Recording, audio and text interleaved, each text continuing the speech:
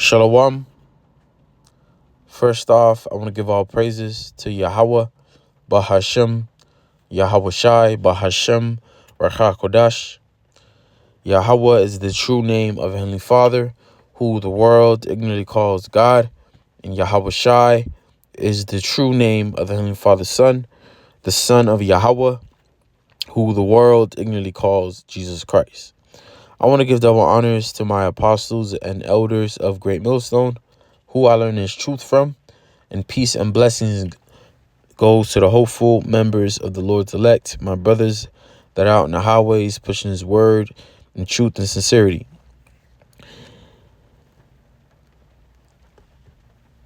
In today's lesson, Lord willing, this lesson is edifying through the spirit and power of Yahweh, Bahashem, Yahweh Shai, Bahashem, Rakha Kodash, which Rakha Kodash is Hebrew for the Holy Spirit. In today's lesson, I'd like to go into signs of the end times, uproars of the people. All right, which we are currently in the end of Esau's world. All right. Now, the inspiration of this lesson comes from reading this article from the New York Times stating protest over sinking economy in Iran spread to universities. Now, as I was reading this article, I thought I'll share this with you brothers and filter it with the scriptures. All right. Because the scripture says, stand upon our watch. We're supposed to watch for a prophecy.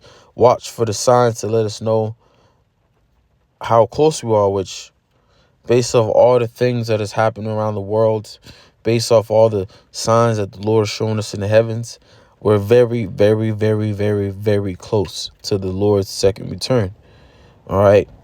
Now let's read a little bit of this article and then get the scriptures. So it says, Iranian leaders face pressure over a currency collapse, threats of possible military strikes from Israel and the United States over Tehran's nuclear activities.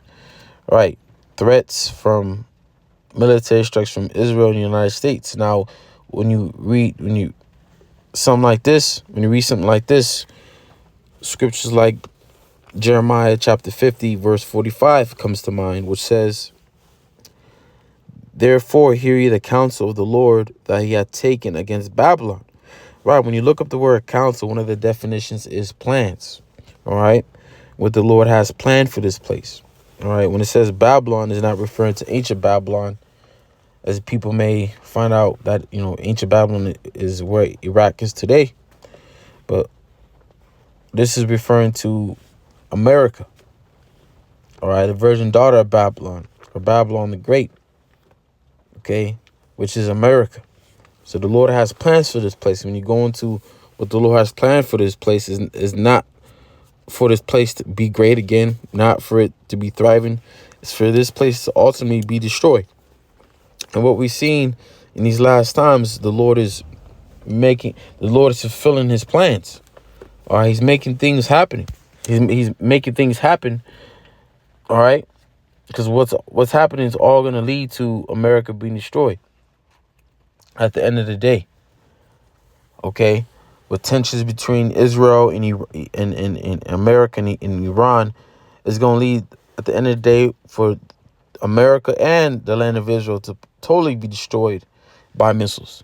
Okay, when you continue reading, it says, Therefore hear ye the counsel of the Lord that he hath taken against Babylon, and his purpose that he hath purposed against the land of the Chaldeans.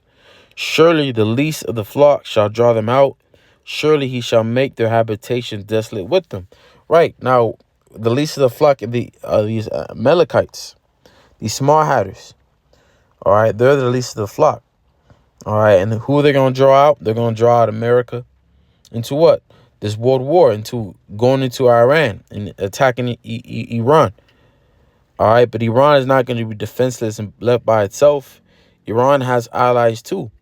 When you go into the book of Ezekiel, the 38th chapter, it speaks of Russia, okay, being a guard onto them.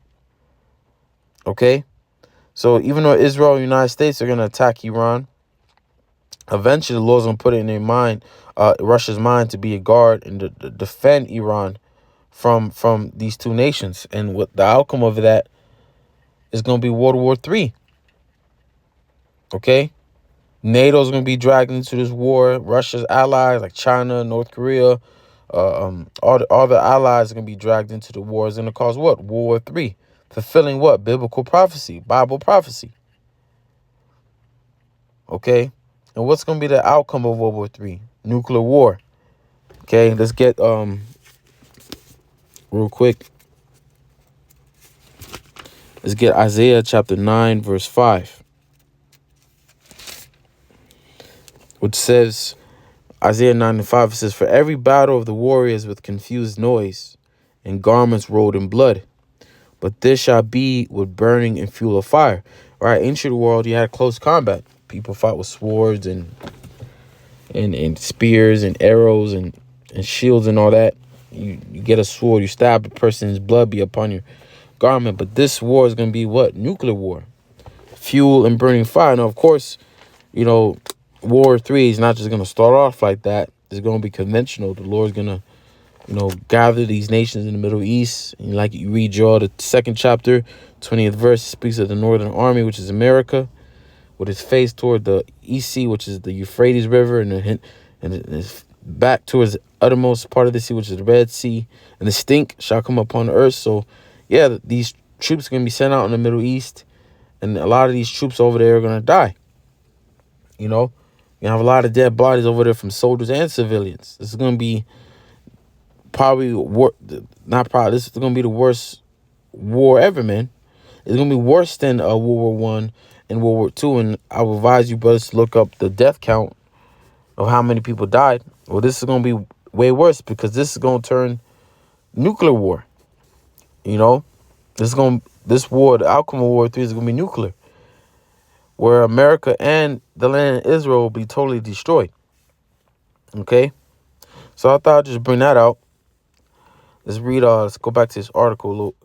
It says, protests driven by worsening economic conditions in Iran has spread to universities in several cities on Tuesday, with students chanting for freedom and clashing with security forces near campuses, according to local news, media, and video posts on social media. All right. Now, why is Iran's economy worsening? Why is it going to shit? Mostly because America's behind it, using our dollar as a weapon to put sanctions on Iran, which is allowing, people in Iran, they're the one that's paying the cost. And people are tired of it. All right. People are causing uproar. There's been uproars, and not just Iran. You have uproars all around the world. And these are the things that we have to pay attention to. Okay? Because we know what's about to happen. We know that what we see happening all around the world is going to happen here in America. But worse, because over there, they don't have guns. They don't have weapons. They got to use rocks. They got to use whatever their surroundings. But here in America, when the economy collapses here, when you people realize that all that money you have ain't shit, you can't get money out the bank, you can't pay rent, you can't live a normal life, you're gonna take your anger and your frustration out on the streets. Okay, and this is what people here in America don't understand, because their mindset is focusing on partying and bullshit, man. Not knowing what's happening all around them. And even if they know, right, they don't care, because they can't see what's happening in Iran come over here, because America's just a great nation. We got the greatest, no, man. What's happening around here, what's happening over there is going to happen here. Okay? Let's get Isaiah chapter 5, verse 12. It says, "And the harp and the viol and the tabret and pipe and wine are in their feast, but they regard not the work of the Lord, neither consider the operation of his hands." Right now, a harp, the viol, the tabret, pipe, and wine. Well, the harp, the viol, the tabret, and pipe, they're all musical instruments. Right? Today, modern clubs, music, people want to go out, party. Hey, it's New Year's right now. About to be New Year. Okay? What people are going to do? They want to celebrate the New Year. Their mindset is focusing on partying. Okay? Now, keep in mind, this article did get published on December 30th, 2025. Right? So this is just freshly new. But it says, but they regard not the work of the Lord, neither consider the operations of his hands. Right. They don't understand that the Lord is visiting the world which he made. All right. The Lord is visiting this place, but you people don't see it because your mindset is too focusing on partying and on BS. You're in that mirthful spirit, man. But real soon, you're not going to be in that mirthful spirit. Real soon, you're going to be in a mourning spirit. All right. You're going to be in great agony. You're going to be perplexed because of what's happening, what's about to come to this place, man. And you can't say you're not being warned. You have the prophets in this. You have the prophets that are warning you. All right. The Lord has his prophets out here warning you what's about to happen. Okay. And it's not, if the prophet's not enough, you have Esau, these Edomites. You got certain, Edomites that see what's going down. Telling you too, or you're saying that what's about to happen in a way. In their mind, they think they can be delivered carnally by prepping. But in reality, the only way to be delivered from this and escape from these things is if Yahweh Bashim Yahshua is with you. All right, let me get another precept in Zephaniah chapter 2, verse 15. It says, "This is the rejoicing city that dwelt carelessly." And the rejoicing city is what? America. All right, that dwelt carelessly. Now that's the point I wanted to bring up, because here in America, people dwell carelessly. They don't care what's happening around them. But in reality, you should care, because what's going on all around the world is gonna happen here. Wars, uproars of the people, famine. Okay, which you see how Esau is using China as a testing ground to test their the digital currency, the yuan, not the yuan, the social credit score. See how people react. People don't see that's coming here. Digital ID, which ultimately is going to lead to the chip. They don't see that's coming here, man. You people think that you're safe. You're not safe you're not safe from these things, and you're especially not safe from war, because war is going to be here in the streets of America. But people here don't care. All right, they dwell carelessly. They have no cares in the world, because Esau is just a great power that, we got the greatest military. No one really fuck with us. It's not like that anymore, man. This ain't when, this ain't the time of in year 1945 when all these nations were scared of you at one point. This is 2025, about to be 2026, when nations have the same capabilities that America does. Okay? Which is what? Nuclear missiles. It says, "This is the rejoicing city that dwelt carelessly, that said in her heart, I am, and there's none beside me. How has she become a desolation, a place for beasts to lie down in? Everyone that passes by her shall hiss and wag his head." Right, man. Now, how is that going to happen? How is America going to be desolation? Through nuclear war. All right. So we see, going back to the article, we see that, people over there in Iran are protesting over economic woes, how everything over there is highly expensive. When you read, it says, the student demonstrations added a youthful contingent to protest this week, which were initially led by merchants frustrated by sky-high inflation and the collapse of the national currency, which hit a record low over the weekend. Right, man? You see that? Collapse of national currency, which we know that at the end of the day, all the world's currency is going to collapse. All right, because Esau is getting ready to bring in this digital currency, which is the chip. All right, the chip ain't just going to be implemented in one country like America. It's going to be implemented all around the world. Okay? It says 6 months after the 12-day war with Israel, during which the United States joined in the bombings of Iranian nuclear facilities, Iran's leaders are facing increasing domestic pressure over a sinking economy alongside mounting foreign threats. Now, hey, don't forget the jackal too, You can't forget about the jackal, I think, what's that? what's that term? They first try to bribe you. When that don't work, they'll try to assassinate you. If that don't work, they'll try to cause uproars amongst your own citizens, which we're seeing that now. And when that don't work, the last step is what? War. And that's what we're leading towards with Iran. Okay? Skip a little bit of this article.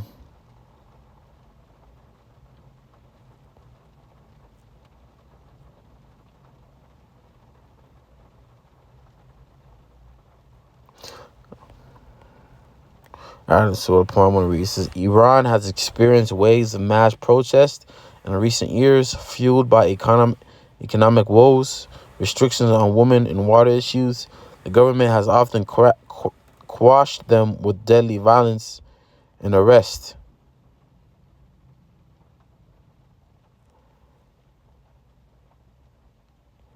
All right, that's pretty much it. Let's end it with here. Let's go to the book of Second Ezra, the 9th chapter today, because the economy over there is collapsing, right? And we know that what we see over there is going to happen here. Eventually, the dollar is going to collapse over here. All right, and people over there, they're protesting, but every time they protest, what? Iran, their government meets them with deadly force. All right. So what do you think is going to happen here, man? Like I said earlier, people are going to take matters into their own hands. And before I get that in 2nd Ezra 9, let's get that in 2nd Ezra 15 and 14. It says, "Woe to the world and them that dwell therein, for the sword and the destruction draweth nigh, and one people shall stand up to fight against another, and swords in their hands." Right. It's going to get so bad that people are going to just take matters into their own hands, man. When you can't afford to live, which here in America is very hard to live anyway.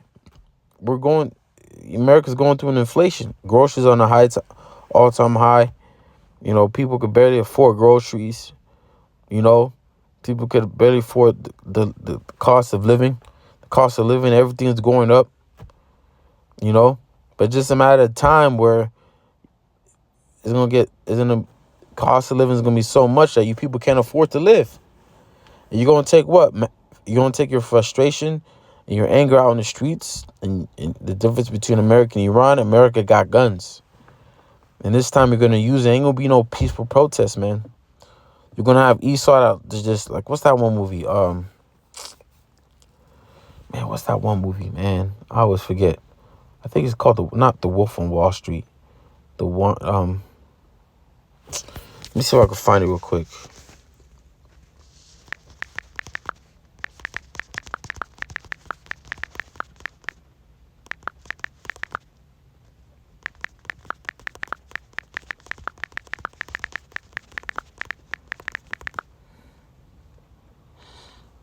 Oh, that was Wall Street.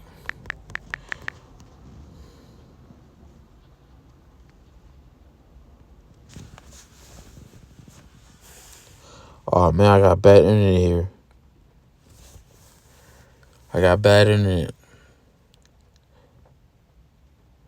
No, not that one.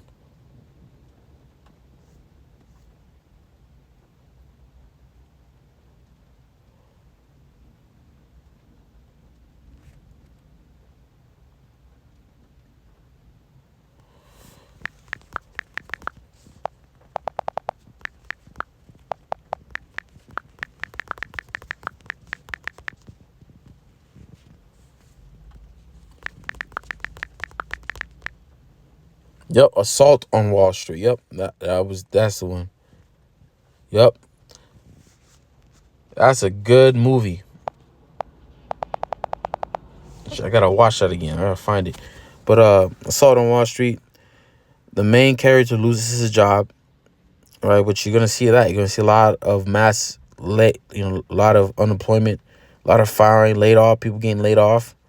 Okay, his wife dies after the health insurance collapses. Right, even health insurance is not free here in America. Okay, you're gonna have a lot of people that can't even afford that. Okay, that's gonna go up. And you got people that actually need that insurance. They can't afford the medical bills. What you think is gonna happen? Um, he deliberately targets Wall Street executives, bankers, and financial institutions. The movie is explicitly about rage against Wall Street and financial system. Right, so basically, in this movie, Assault on Wall Street, this dude over here lost his wife. He lost his job. They laid him off. He lost his house because he couldn't afford to pay off his job. So he took his anger. In the movie, he took out his suitcase with a sniper rifle and started killing motherfuckers. Well, Wall Street, you know, economists and people like that, man. And you're gonna see a lot of that happen in these times. People are gonna lose their job, lose their house.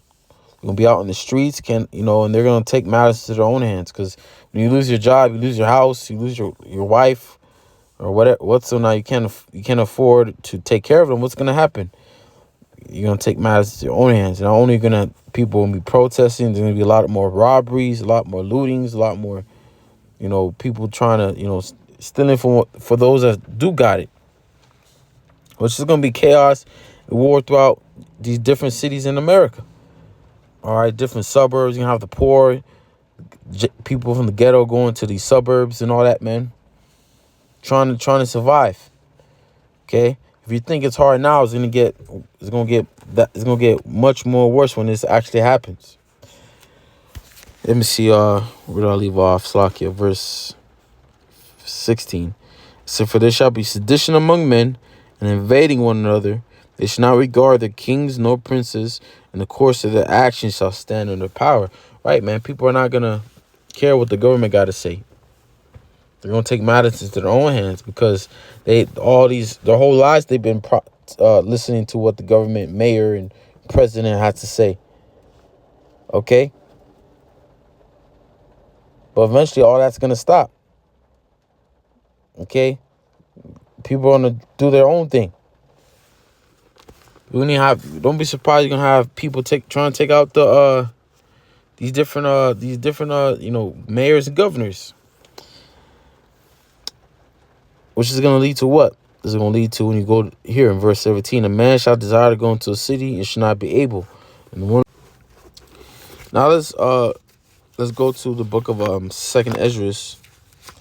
We'll end it here, the 9th chapter.